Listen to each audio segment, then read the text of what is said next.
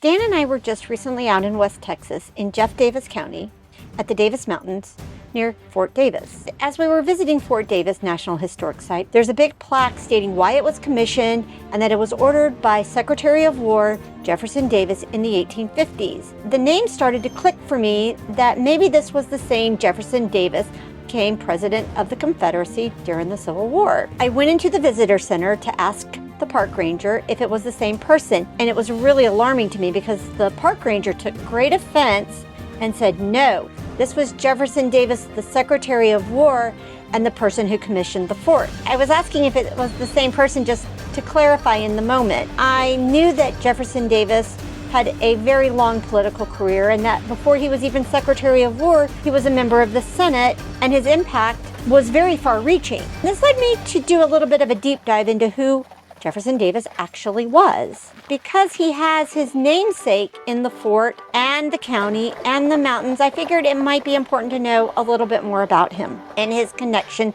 to West Texas. And actually, he doesn't have any physical connection to West Texas because he never came here. But the thing that I found really interesting is after the Civil War, he was captured, put in prison, where he was tried for treason and found guilty and stripped of his U.S. citizenship. Now, when I think about legacies, I try to think about something positive, and I find that it's really interesting that we have a National Historic Site named after a person who helped break this country in two, was stripped of his citizenship, and yet we still honor his name.